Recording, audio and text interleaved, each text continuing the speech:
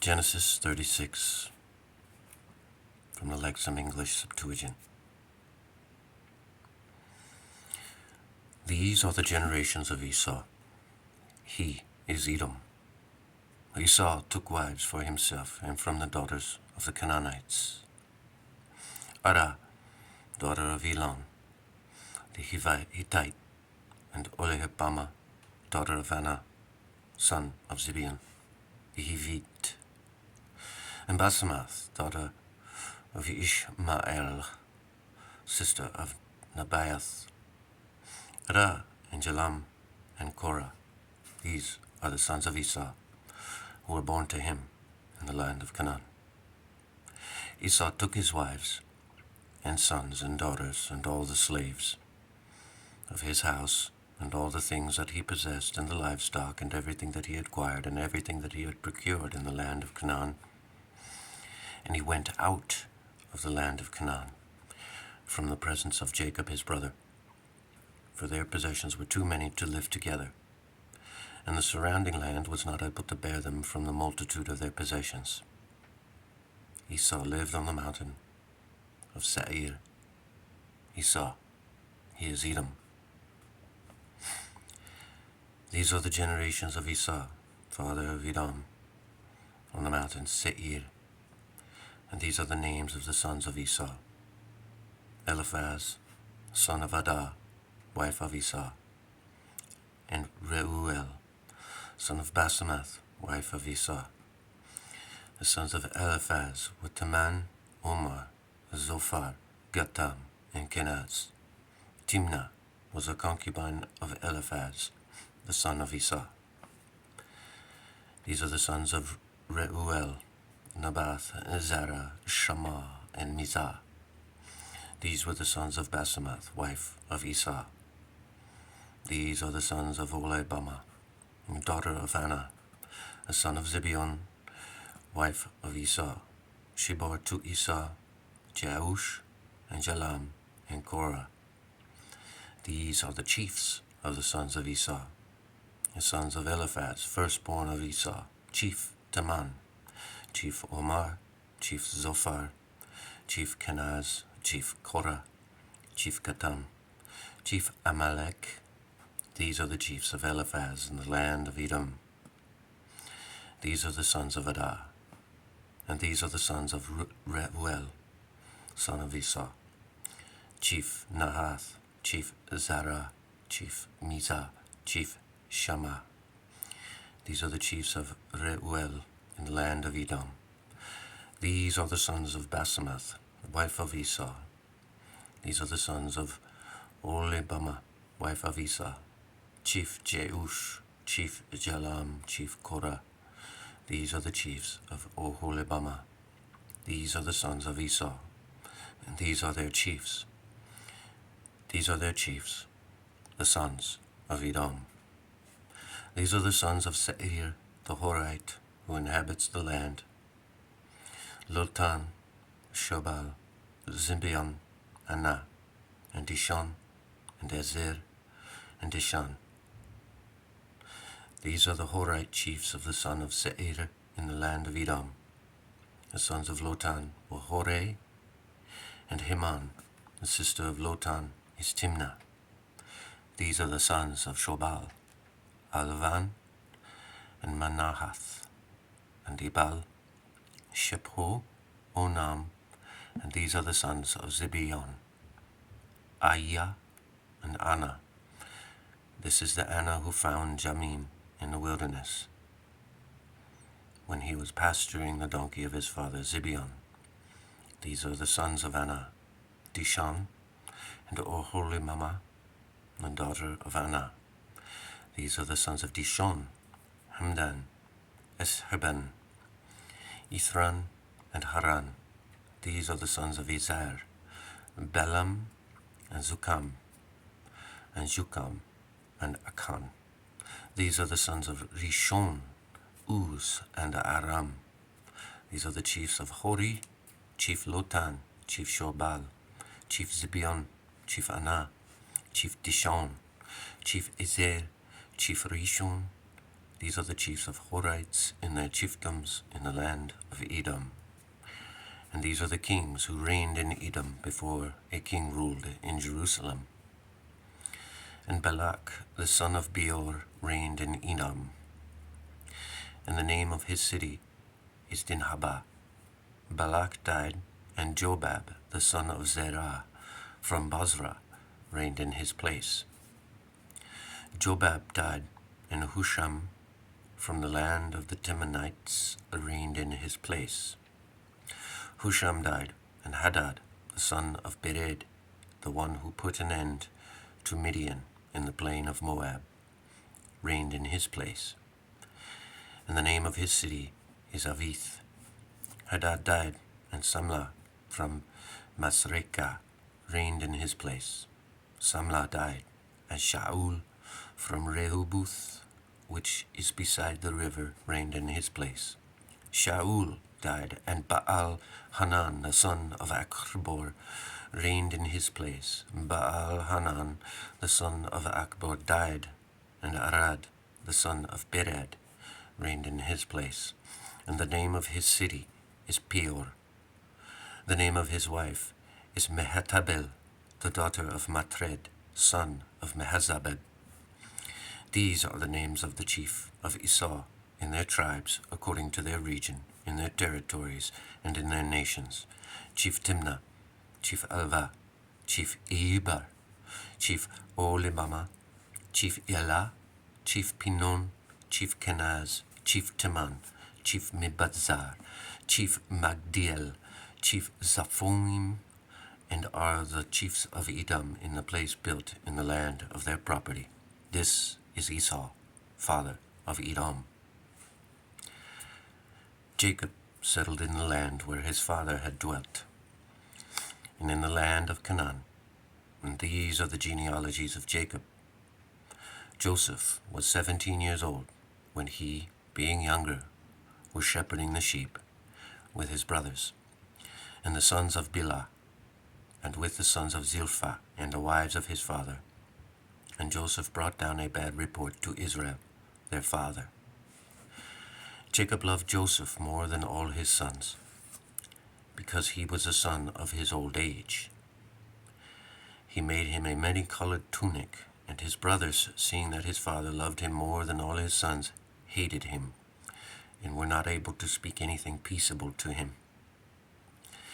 Having dreamed a dream, Joseph reported it to his brothers, and he said to them, "Hear this dream that I had dreamed. I was imagining you were tying together sheaves in the midst of the plain, and my sheaf arose and stood upright. Turning round, your sheaves bowed to my sheaf. My brothers said to him, 'Reigning you will reign over us, or lording will you lord over us?' And they proceeded to hate him further on account of his dreams and account of his words. He saw another dream, and he described it to his father and his brothers. And he said, 'Look, I dreamed another dream, as though the sun and the moon and the 11 stars were bowing to me.' And his father rebuked him and said, 'What is this dream which you have dreamed? Really? Then will I and your mother and your brothers come bow to the earth to you?' His brothers were jealous of him, but his father preserved the word. His brothers went to feed the sheep of their father at Shechem. And Israel said to Joseph, 'Are your brothers not herding in Shechem?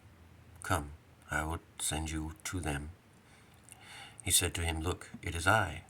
Israel said to him, 'Having gone, see if your brothers and the sheep are well, and bring back a report to me.' And a person found him wandering in the plain. And the person asked him, saying, 'What are you seeking?' He said, 'I am seeking my brothers. Tell me where they are grazing.' The person said to him, 'They left in that direction, for I heard them saying, Let us go towards Dothan.' So Joseph went after his brothers and found them toward Dothan. And they caught sight of him from afar, before he came near to them, and went to kill him. They each said to his brother, 'Look, that dreamer is coming. So now come, Let us kill him and throw him into one of the pits, and we will say, an evil beast devoured him. And we will see what his dreams are. Upon hearing it, Reuben rescued him from their hands and said, we will not strike him to take his life. Reuben said to them, do not shed blood. Rather throw him into one of these pits in the wilderness. Do not lay a hand upon him. This way he might deliver him from their hands and restore him to his father. It happened when Joseph came to his brothers, that they took the many-colored tunic that was around him off of Joseph, and taking him they threw him into the pit. But that cistern did not contain water. They sat down to eat their food, and looking up with their eyes they saw, and look, Ishmaelite travelers were coming from Gilead, and their camels were laden with spices and resin and myrrh oil. They were walking, leading them down to Egypt. Judah said to his brothers, what gain is there if we kill our brother and keep his blood secret? Come, let us sell him to the Ishmaelites. But let our hands not be upon him, because he is our brother and our flesh. So his brothers listened. And Midianite merchant people were passing by. So they dragged Joseph out and took him up from the cistern. And they sold Joseph to the Ishmaelites for 20 gold pieces. And they led Joseph down to Egypt. Reuben returned to the cistern and did not see Joseph in the cistern, and he tore his garments. And he returned to his brothers and said, the young man is not there. And as for me, what shall I do now? Taking the tunic of Joseph, they slaughtered a kid of the goats and stained the tunic with blood. And they sent off the many-colored tunic, and they brought it in to their father and said, we found this. Check if it is the tunic of your son or not. And he checked it and said, it is the tunic of my son. An evil beast devoured him. A beast carried off Joseph. And Jacob tore his garments and put sackcloth around his waist. And he was mourning his son for some days. And his sons and daughters gathered together and came to comfort him. And he did not wish to be comforted, saying, I will go down to my son, mourning, into Hades. And his father mourned him. The Midianites sold Joseph in Egypt to Potiphar, the eunuch of Pharaoh, the chief cook. It happened at the time Judah came down from his brothers and arrived at a certain Adullamite person whose name was Hirah. And there Judah saw the daughter of the Canaanite person whose name was Shua. And he took her and entered into her. And when she had conceived, she bore a son, and called his name And when she had conceived yet again, she bore a son, and called his name Onan. And proceeding further, she bore a son, and called his name Shelah. She was in Chezib when she bore them. And Judah took a woman for his firstborn son, whose name was Tamar. The firstborn of Judah, became evil before the Lord, and God killed him. Judah said to Onan, turn to the wife of your brother, and marry her, and raise up seed for your brother. Now Onan knew that the seed would not be his. It happened whenever he entered into the wife of his brother, he would spill on the earth in order to not give his brother seed. The word appeared evil in the sight of God because he did this. So he killed this one also. Judah said to Tamar, his daughter-in-law, remain a widow in the house of your father until Shelah, my son, becomes full-grown. For he said, in case this one should also die like his brothers. Having departed, Tamar settled in the house of her father. The days increased, and Shua, the wife of Judah, died. And being comforted, Judah went up to those who were shearing the sheep, he and Hirah, his shepherd, the Adullamite, toward Timnah. And it was reported to Tamar, his daughter-in-law, saying, look, your father-in-law went up to Timnah to shear his sheep, and removing the garments of widowhood from herself, she put on a summer garment, and adorned herself, and sat down at the gates of Inan, which is on the way to Timnah, for she saw that Shelah, his son, had become full grown. But he did not give her to him as a wife. And having seen her, Judah thought she was a prostitute, for she covered up her face, and he did not recognize her. He diverted his way toward her and said to her, "Allow me to enter into you." For he did not recognize that she was his daughter-in-law. She said, "What will you give to me if you enter into me?" And he said, "I am sending you a goat kid from the flocks." She said, "If you give a pledge until you send it." He said, "What pledge shall I give you?" She said, "Your ring and a small necklace and staff that is in your hand." And he gave them to her and entered into her, and she became pregnant by him. And arising, she departed and took off the light summer garment from herself, and she put on the garments of her widowhood. Judah sent the young goat from the goats by the hand of the Adulamite shepherd to receive the pledge from the woman, and he did not find her. He asked the men who were in the place, "Where is the prostitute who was at Inan by the road?" And they said, "There was no prostitute here." So he returned to Judah and said, "I did not find her, and the people who are from the place say that there was no prostitute here." Judah said, "Let her have them, but let us not be laughed at. I have sent this kid, but you have not found her." It happened after 3 months. It was reported to Judah by people saying, "Tamar, your daughter-in-law, has prostituted, and look, she is pregnant from prostitution." Judah said, "Take her out and let her be burned." While she was being taken, she sent to her father-in-law, saying, "I am pregnant by the person whose things these are." And he said, "Find out whose are the ring and the small necklace and the staff." And Judah recognized them and said, "Tamar is in the right, and not I, because I did not give her Shelah my son." And he did not proceed to know her further. It happened when she gave birth that there were twins in her womb. It happened while she was giving birth, the first one put forth his hand. Taking it, the midwife tied on his hand a scarlet thread, saying, "This one will come out first." When he brought in his hand, then at once his brother came out, and she said, "Why was a fence cut through you?" So she called his name Perez. And after this his brother came out, upon whom the scarlet thread was on his hand, and she called his name Zerah.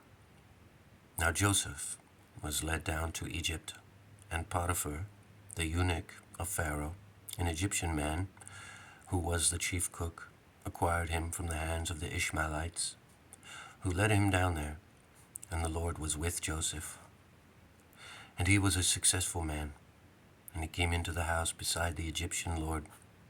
His lord knew that the Lord was with him, and whatever he did, the Lord was making him prosperous in his hands.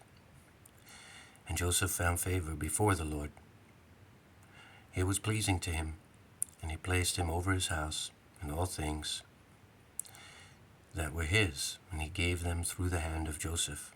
And it happened after he was placed over his house and over all things that were his, and the Lord blessed the house of the Egyptian because of Joseph. And the blessing of the Lord came upon all the things that belonged to him in the house and in the field. And he entrusted all things that were his into the hands of Joseph, and he did not concern himself with a single thing belonging to him except the food that he ate. Now Joseph was handsome in appearance, and very beautiful in outward appearance. And this happened after these words, and the wife of his Lord cast her eyes on Joseph and said, "Sleep with me." He did not want to, but he said to the wife of his Lord, "If my Lord does not know about anything in his house because of me, and all things that are his he gave into my hands, and no one in his house surpasses me, and there was nothing removed from me, anything except you, because you are his wife. So how could I do this evil thing and sin before God?" When she was speaking to Joseph day after day, and he was not listening to her to sleep with her and to be with her, It happened that on a certain such day, Joseph came into the house to do his tasks, and no one was inside the house, and she pulled him by his garments, saying, "Sleep with me."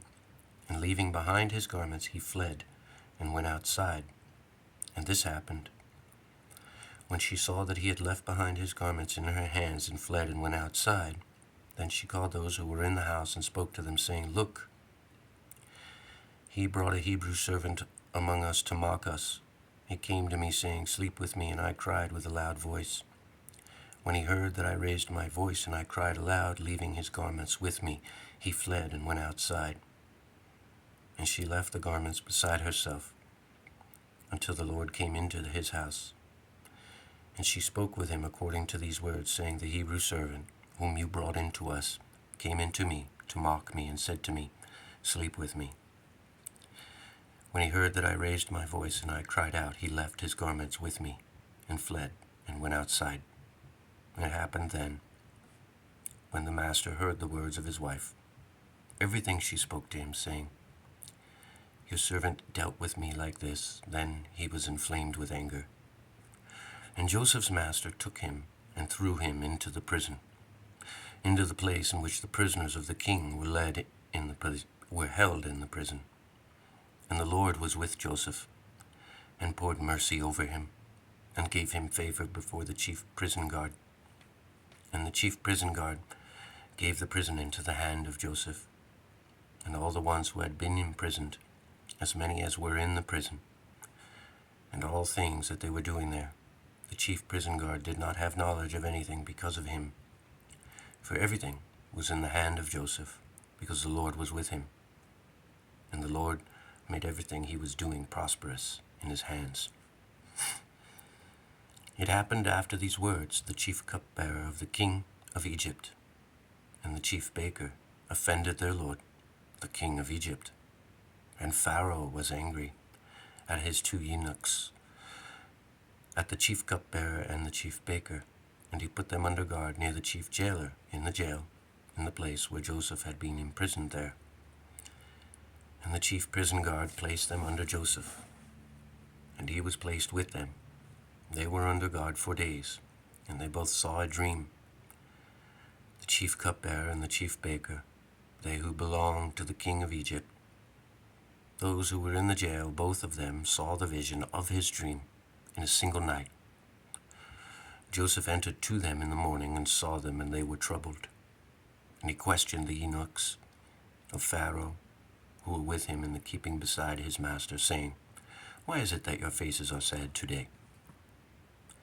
They said to him, "We have seen a dream, and there is no one to interpret it."